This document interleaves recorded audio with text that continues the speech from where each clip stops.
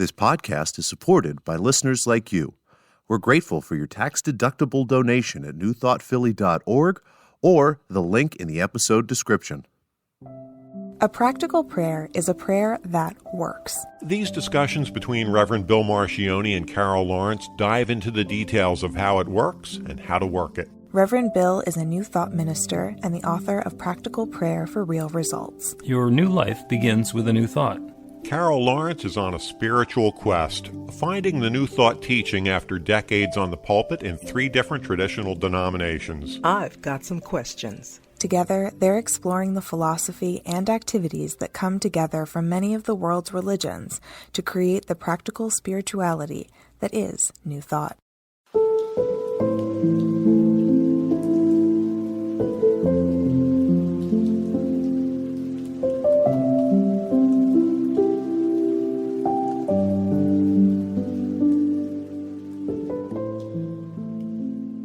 Welcome to the Practical Prayer Podcast. I'm Carol, here with Reverend Dr. Bill Marchioni. And you want to get back to basics. Yeah, I think it's good to do that sometimes. Fundamentals. Not fundamentalism, but fundamentals. Thanks for that clarity. Some people have an allergy to the word fundamentalist. Have you noticed? I do. Yeah, I do. Yeah, I wanted to get back to basics because there is, New Thought is such a vast landscape, probably as any area is, but it's so much, and you can get so far out in your learning, especially if you're very serious, and maybe forget the basics. If you get them locked in, you can go out more confidently. So that's my thought. Okay. And because every now and then I have to go back to every religion and spiritual practice has whatever their basics are. Maybe it's 10 commandments. Maybe it's the 800 and whatever it is mitzvahs. Maybe it's, the whatever the rules are that we have to abide by, or the creed that we all have to believe. And I say have to believe in New Thought in general, and specifically in the group that I'm leading, which is New Thought Philadelphia.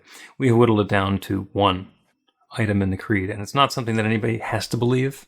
It is simply the glue that holds the organization together, and if somebody doesn't believe it, then they are going to feel very out of place.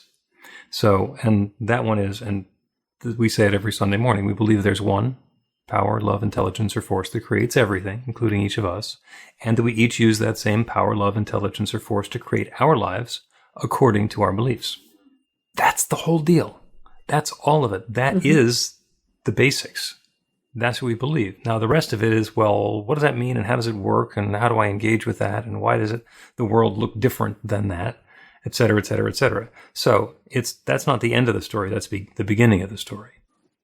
Mm-hmm.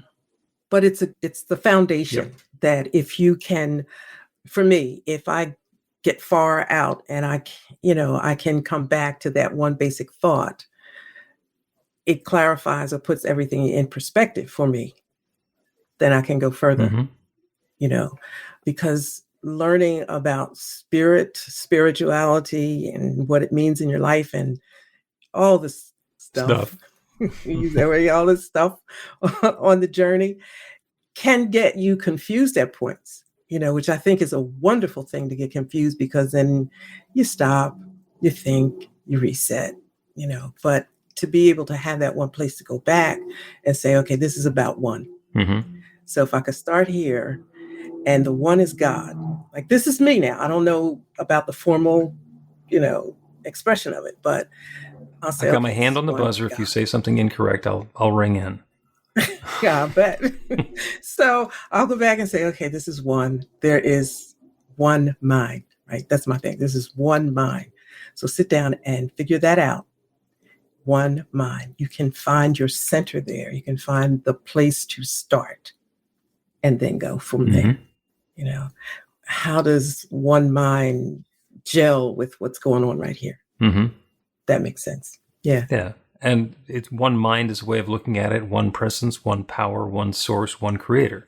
It's all one. Mm-hmm. And we're just talking about it, whether it's a mind when we're thinking about intelligence or conscious intent, or we think about it as a love when we're thinking about the sharing and the connection, and we think about it as the presence when it's the stuff. So implied, packed into that statement of belief is all of that. There is one power, love, intelligence, or force that created everything. And it did that by sharing itself, because there's nothing but the one. It didn't have any raw materials to work with. There wasn't the one plus a big pile of things to do something with. The one began sharing itself. And everything that exists is part of that sharing.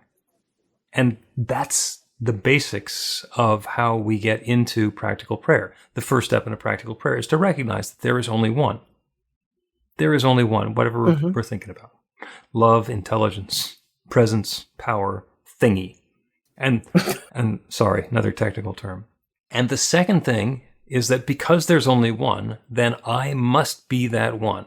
There is no possibility that there's the entire manifest universe. And separate from that is me.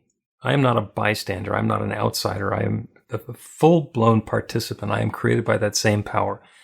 And everything that exists in the universe is created from that one, including me. So that's the second step. Because once I understand that I am an expression of that one, I am that one shared, there's nothing that's necessarily held back. Everything that's available from the one through the one as the one is available to me. It's not like there's special dispensation that the divine is going to be more present in Carol than it is in Bill. It might be more fully expressed. You might be rocking it much more than I or somebody else might be. But the potential is there for every part of creation to express the magnificence, its oneness. And that's the second step in the prayer. And after that, we get to the second half of the statement. And we use that same power, love, intelligence to create our lives according to our beliefs. What we're going to do is whatever it is we're believing, the third step in the prayer, that's our affirmation or our realization step. We're claiming that good, whatever it is, whether it's a wonderful relationship or prosperity or vibrant health or the reversal of an illness or some challenge that's going to transform into a wonderful opportunity, or new ideas and opportunities for how we express ourselves in the world and how we share our gifts, or even for, the ability to deepen into our spiritual awareness even further. Whatever it is that we're inviting in, we do that as a partner with the infinite, and we invite that good to unfold in our lives. And that's the third step. And then we end with gratitude, thankful for all the good, thankful for whatever it happens to be, and then we release it, because it's not a mental gymnastics activity where we have to hold that thought and lift it up like Atlas holding the world in order for that to happen. Once we say it's done, it's done. And that becomes, it's like an arrow that's shot out of the bow. You don't have to chase after the arrow. It's going to go where it's going. And we can then go shoot at something different. There's a practicality. I was writing as you were speaking. That's a lot, right? Yeah. I gave the entire belief, and I gave the formula for practical prayer, and we haven't gotten to the first break yet. I'm not even sure it was like 3 minutes. You did this whole thing, right? I'm thinking, let me grab my pen, right? Because I know what I'm thinking and what I'm feeling, what I went through to make it clear for me.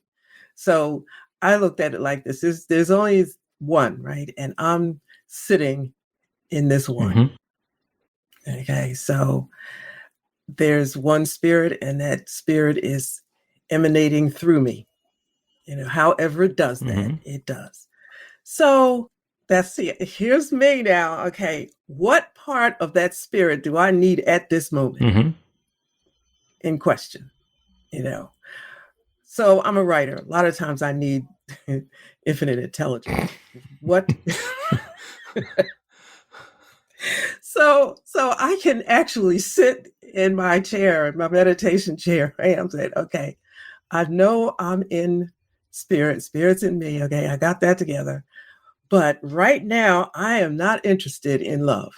I'm cool with that. My kids love me and whatever. Right now, I need a little intel on something. Divine mind. So would you let's just open myself up to what the one mind, that one might be saying, but I have to zero in on that. Like when you say, open yourself up to, this stuff so easily. Like you just oh yeah, 25 years and it's like automatic. Yeah. I'm like, it took a little doing, hold up. It's just, I just make it look easy. So I'm like, hold up. Okay. Open yourself up to, all right. Sit there quietly. what would one with infinite intelligence think about this? So you can easily put your own spin on it, based on your belief system and what you heard before, right? That's no good. Okay, so what you got to put that thing through the grid. You got to shampoo it up, right? Does this what I might have initially thought? Is it in alignment? Does it line up with, spirit as I know spirit to be? So I like to call it work. You don't like to call it work. Well, don't like to call it work when it seems like effort. There is definitely some attention and persistence that's required. No struggle. But effort is fine. Well, for you, effort's fine. You used to be a card-carrying control freak. You gave that up, and maybe it's... Oh, no. Listen. You got to put some energy behind this, all right? Because you're undoing stuff. Here's the term you used to use. For me, you said you're doing some heavy lifting. Yes, it is. Yes, for you, it is heavy lifting. Get in it. Does it mean something different if I say you've got this intention, you've got the thing that you want to bring into the world, and you got to do the dance? That's too soft. See, that didn't make it past Carol's guardian at the gateway. No. Now, listen, I'm not trying to be hard, right? But see, it's whatever you think. Now, I dance. I know. I dance almost every morning. And I am doing no heavy lifting. That is my worship. I'm hanging out with spirit. I got the music that I like, man. When I get finished, I'm ready to take it on. And for a wallflower who is afraid to be seen moving themselves in public, dancing seems terrifying. They'd much rather work. I don't know about all that. Whatever it is that works for you, right? But I'm saying that when it's time to sit down and really kind of get at what I need to get at for whatever it is, I'm not dancing. No. All right. When I need infinite intelligence talking, I am not going to dance. You are going to do the work. A gardener is going to tend their garden. I'm turning the music off. First of all, because I turn the music off, ain't no thinking happens. I know that. You know much. Yourself. So, but yeah, well, I'm just trying to give people permission to be who they are. And this, first of all, you know what? We talked about this a little bit before. I'm not that hard. I'm just saying, this is not. Okay. It could still be fun. Oh, yeah. And, you got to put some energy into it. Yeah. So magic. There's the question as to what it is that the word could be changed from work that implies fun for whoever is listening. Let us take a break, and then we will come back to basics. See what I did there? Learn to put practical prayer to work in your life. The steps are simple to learn and let you begin to get real results to create the life of your dreams immediately. Reverend Bill Marcione's widely acclaimed book, Practical Prayer for Real Results, gives you a clear summary of the New Thought principles behind practical prayer and the series of easy-to-understand steps found in the most effective prayers from religions and spiritual practices all over the world and throughout history. Practical prayer is not a replacement for your religion or practice. It's a technique to make the work you do in consciousness even more effective. The book includes 40 prayers on various topics that you can adapt as needed and use as your own. Practical Prayer for Real Results is available in paperback, Kindle, and audiobook on Amazon or at b-the-light.com. That's b-the-light.com.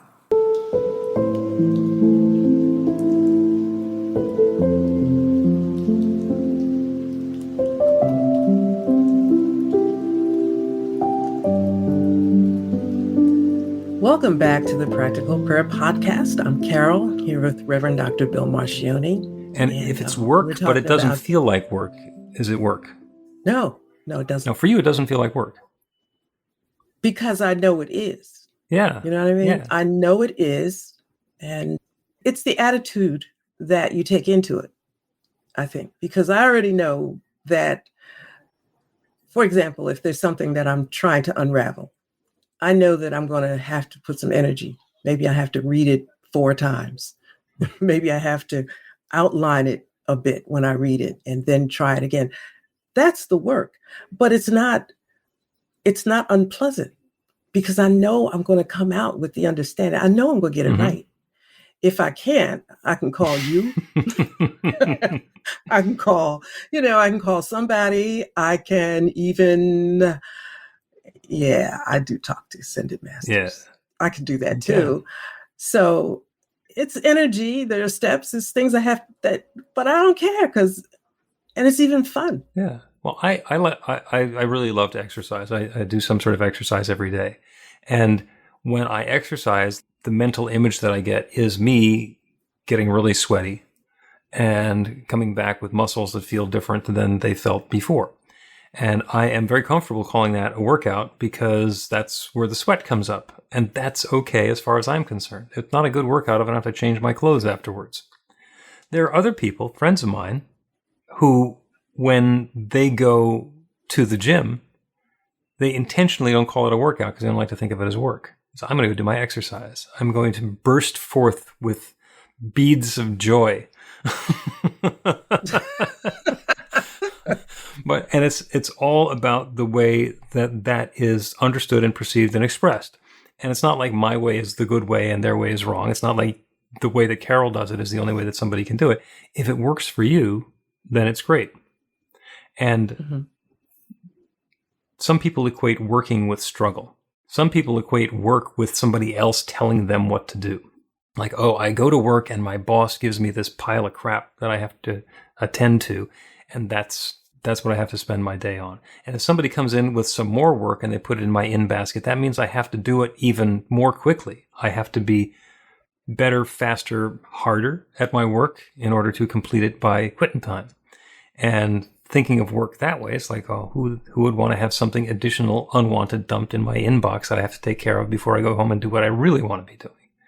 So the word work is perfect for you. And so I'm not making this point for Carol. I'm making this point for everybody who's not Carol.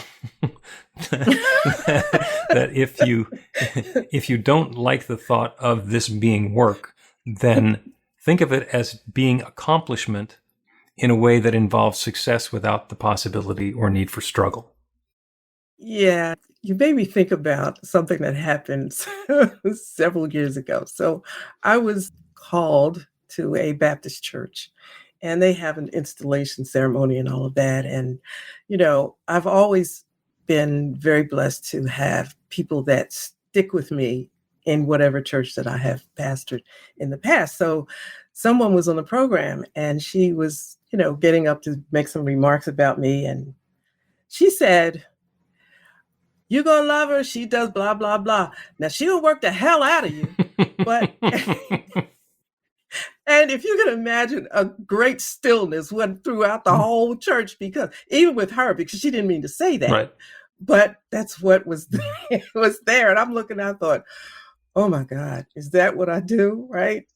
So I thought, well, how else are you going to accomplish what you need to?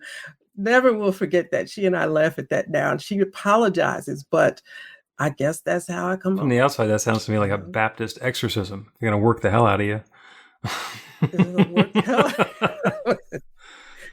No, I wasn't doing that. But yeah, I just figured like if you want to get something done, you're going to have to put some work into it. But perhaps at some point, someone will write to me and tell me a better way to look at it. I think it's a perfect way of expressing it, and there are a lot of different ways to understand it.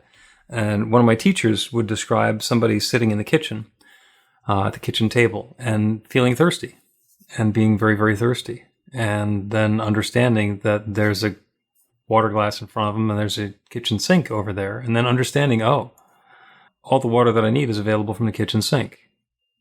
But being unwilling to stand up and go turn the faucet on and just sitting there in that thirst, getting more and more and more uncomfortable. So in the same sense, that's the work.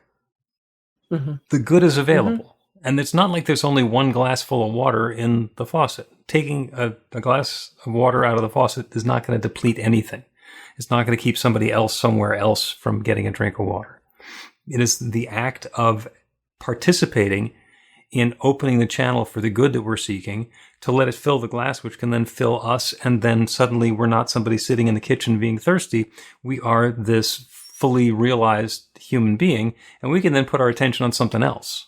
Exactly. But until we stand up and go over to the sink and turn the faucet, we are stuck in the old way of experiencing life.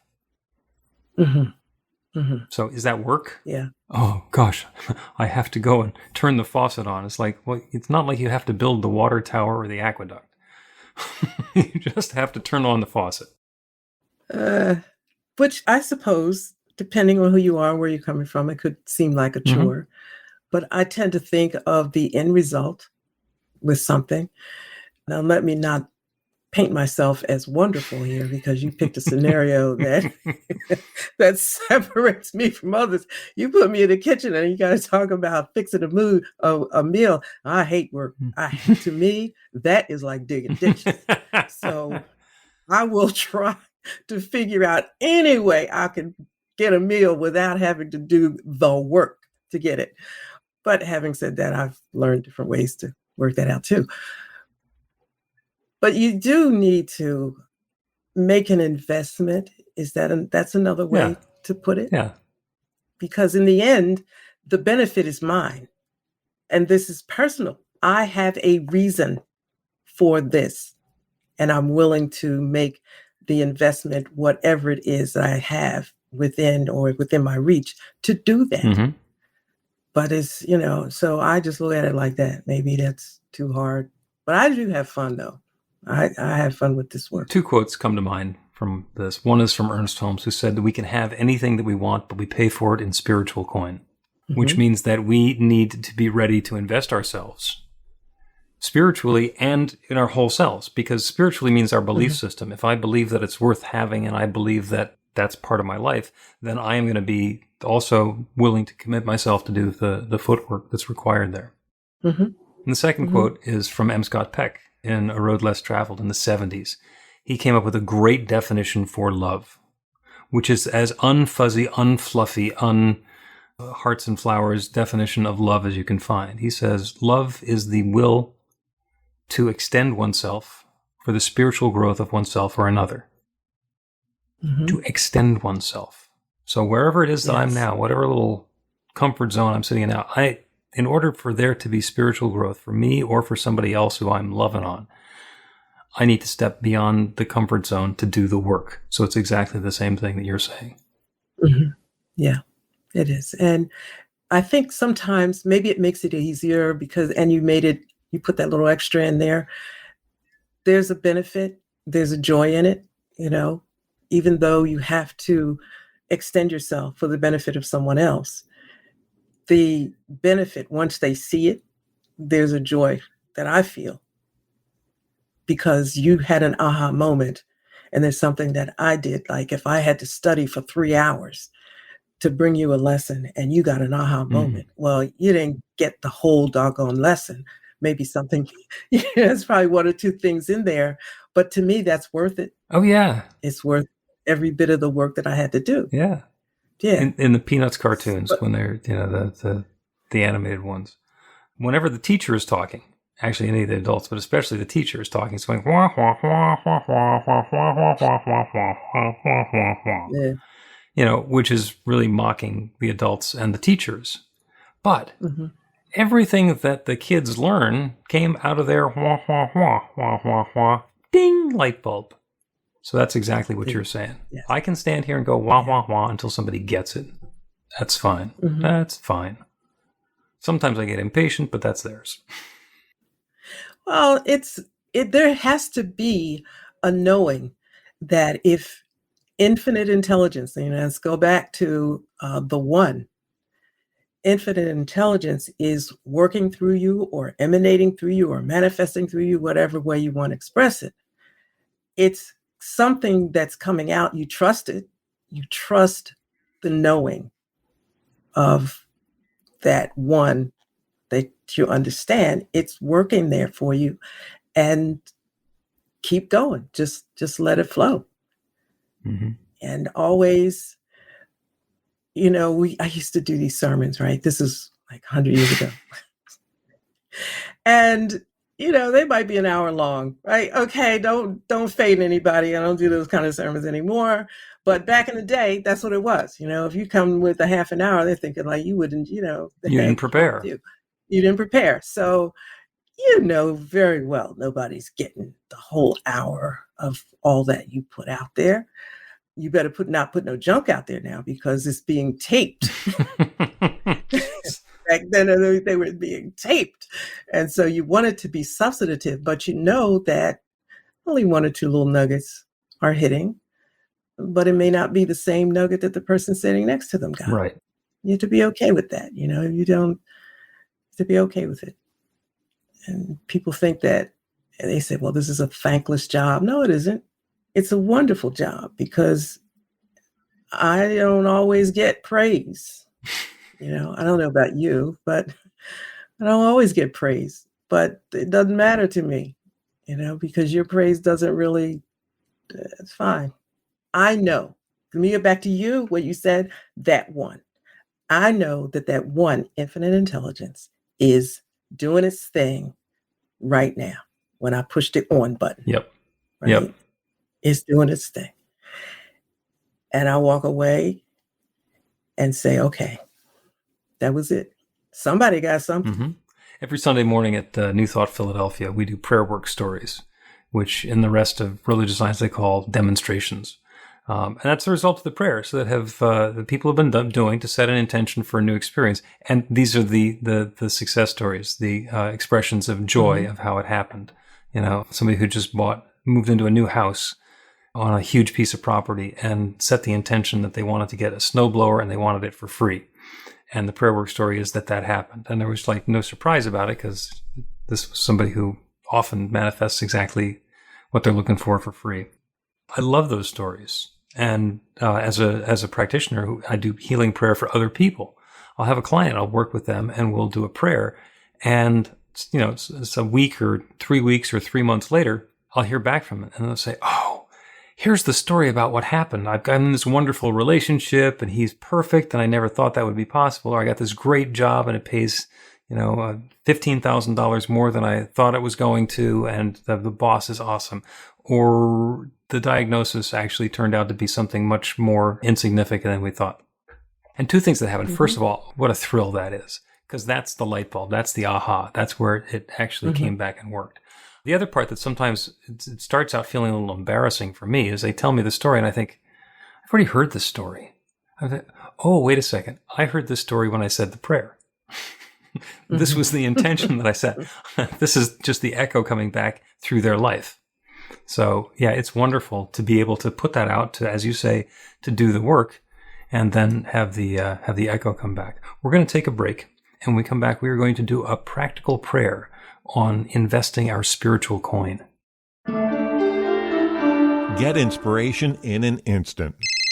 God calls are the gentle and uplifting moment of truth to help you remember that the bright light of God's love is shining right now as you. It's your God Call with Reverend Bill. Start your 2-week free trial today, and you'll get a phone call 4 times a week from Reverend Bill with an uplifting half-minute message filled with insight, wisdom, story, and fun. Let your light shine. You can answer the call to listen to it live or let it go to voicemail so you can hear it later. After the free trial, your subscription is just $5.95 a month. The details are at godcall.org. God calls are disruptive, intentionally. Whenever you write something, put on a gold star. They take you away from your routine to remind you about the truth of who you really are. They come at random times between 8:15 a.m. and 6 p.m., so you won't be expecting them. And somehow, the message is exactly what you need to hear at the time. Magic is loose in the world. It's a moment of motivation in the middle of your day. Find out more and start your 2-week free trial now.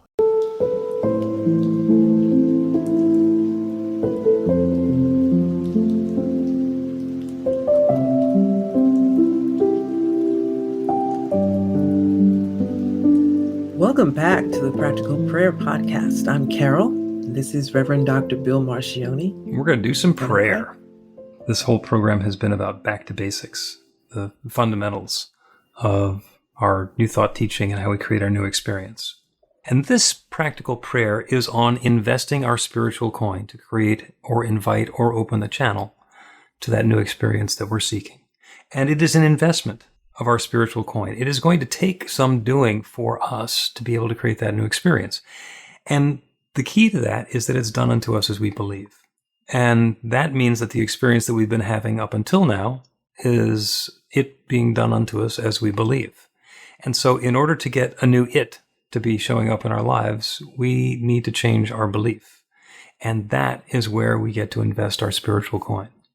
So for everybody who's listening to this prayer, it's going to show up differently for each of us because that transformation is different for each of us. We're each starting in a different place. We each have a different goal or something that we're seeking as a result of this transformation. But just bring that to mind. What is that change that we're looking for in life? Is it in relationships and our love and our romance or our family or our community? Is it in our health and vitality and feeling of well-being and homeostasis, which is all the parts of our body working properly? Is it in our prosperity, in our financial affairs, in our experience of sufficiency or enoughness in the world? Is it the way that we're sharing our gifts and talents and skills and doing our work in the world to bring something new into being?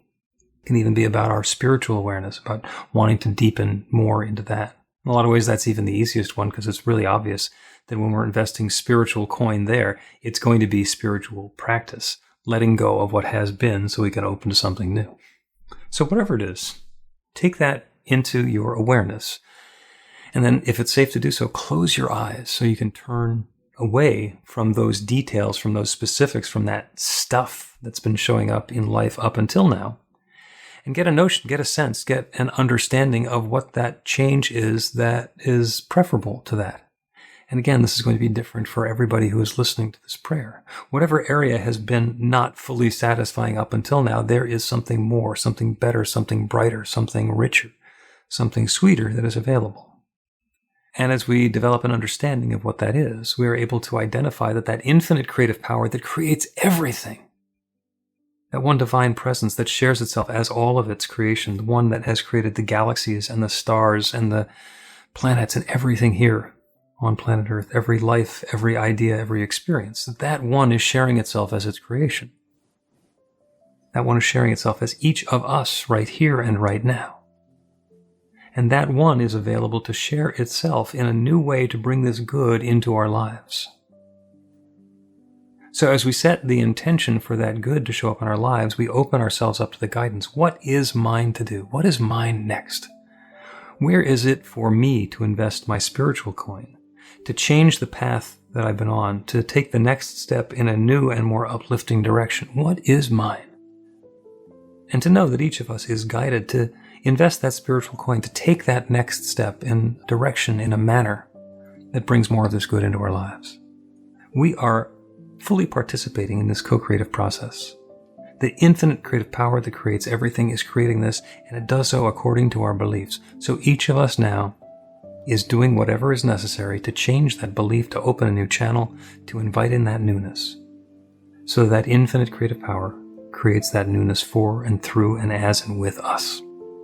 And this good is underway now. I'm so grateful for it. I'm so grateful for the willingness of each one to take this step, to be involved in this process. I am so grateful for the way that this love is unfolding. I'm so grateful for the awareness of this creative process and to be able to speak this word on behalf of each one listening and to know without any question, hesitation, doubt whatsoever that this is underway now. It's underway now. And so I let it be. And so it is. Amen.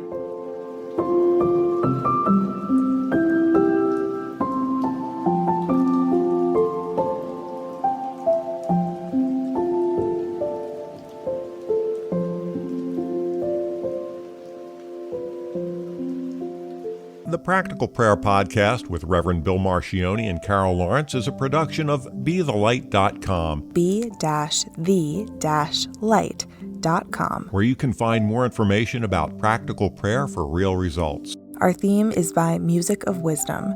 You can learn about the spiritual community of New Thought Philadelphia with daily guided meditations, Weekly celebrations of spirit, and Reverend Bill's classes in practical spirituality at newthoughtphilly.org.